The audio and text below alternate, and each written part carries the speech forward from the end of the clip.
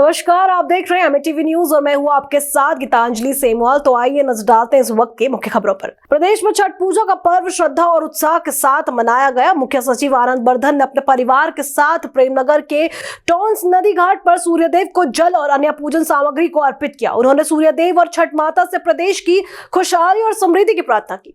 मुख्यमंत्री पुष्कर सिंह धामी 30 अक्टूबर को बिहार में 2 चुनावी सभाएं करेंगे। ये सभाएं मोतिहारी जिले के कल्याणपुर और हरसिद्धि विधानसभा क्षेत्र में होंगी। भाजपा ने बिहार चुनाव प्रचार के लिए धामी को जिम्मेदारी दी है।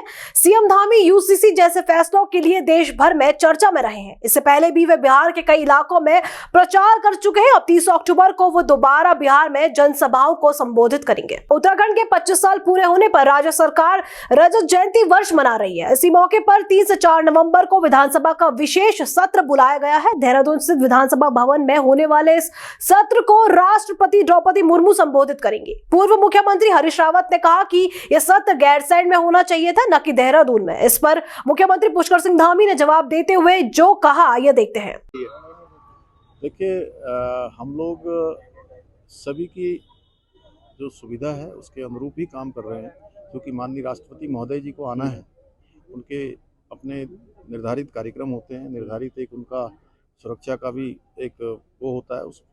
उस सत्र में उनको भी हम सबका संबोधन करना है। इस दृष्टि से देहरादून भी चूँकि हमारी राजधानी है और यहाँ विधान भवन है, अच्छा उनका सत्र होगा, अच्छा उनका संबोधन मिलेगा।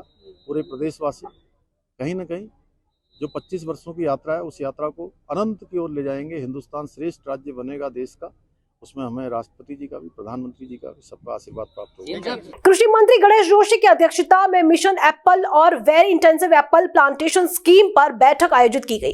बैठक में किसानों की पेंडिंग राज्य सहायता के भुगतान पर चर्चा हुई। कृषि मंत्री ने बताया कि अब तक लगभग 57 करोड़ रुपए की सहायता राशि पेंडिंग है। इसमें से 35 करोड़ रुपए का बजट वित्तीय वर्ष 2025 से 26 के लिए तय किया गया है। बाकी राशि अनुपूरक बजट या कॉन्टिजेंसी फंड से उपलब्ध कराई जाएंगी। पूर्व राष्ट्रपति रामनाथ कोविंद देवभूमि उत्तराखंड के दौरे पर हैं। नैनीताल पहुंचने पर राज्यपाल गुरमीत सिंह ने उनका गर्मजोशी से स्वागत किया। इस मौके पर सचिव राज्यपाल रविनाथ रमन, आयुक्त सचिव मुख्यमंत्री दीपक रावत, आईजी कुमाऊं रिधिम अग्रवाल, अपर सचिव रीना जोशी, डीएम ललित मोहन रयाल के साथ बहुत से जन मौजूद रहे। उत्तराखंड पहुंचकर सबसे पहले पूर्व राष्ट्रपति रामनाथ कोविंद ने विश्व प्रसिद्ध श्री कैची धाम पहुंचकर दर्शन किए और वहां पूजा अर्चना की। मुख्यमंत्री पुष्कर सिंह धामी ने राज्य गठन के 25 वर्ष पूरे होने के अवसर पर इसे रजत जयंती वर्ष के रूप में मनाने की घोषणा की है। उन्होंने कहा कि यह अवसर उत्तराखंड की विकास यात्रा के नए युग की शुरुआत का प्रतीक हो गया। मुख्यमंत्री ने बताया कि प्रदेश भर में इस मौके पर भव्य आयोजन किए जाएंगे। इससे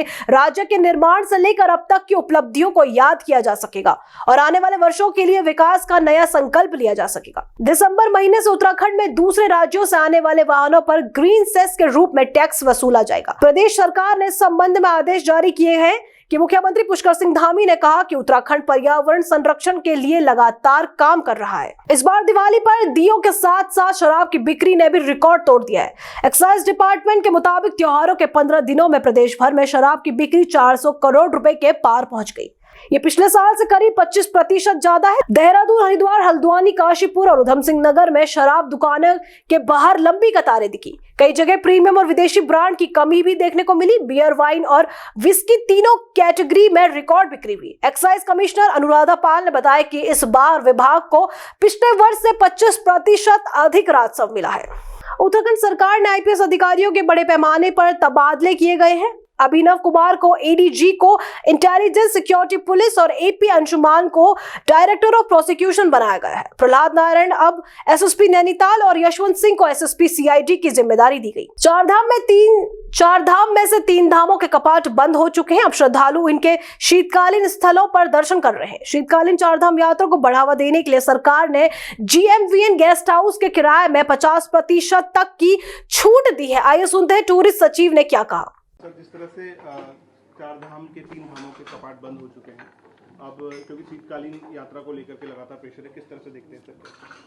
देखिए, शीतकालीन यात्रा को प्रमोट करने के लिए आपने देखा होगा कि जीएमबीएन ने जो इनके किराए की दरें हैं उस पर लगभग 50% का उन्होंने कंसेशन वो लोग दे रहे हैं। उसके पीछे यही मंशा है कि शीतकालीन जो 4 धाम यात्रा है उसको हम लोग प्रमोट करें और इसी क्रम में जो होटल एसोसिएशन है आपकी उत्तराखंड में की, उन्होंने इस डिसीजन को सराहा है और अपने आप उन्होंने ये डिक्लेयर किया कि वो भी अपना 50% इसको डिस्काउंट देंगे। आज की रिपोर्ट में इतना ही। ऐसी तमाम अपडेट्स के लिए बने रहिए एमएटीवी न्यूज के साथ।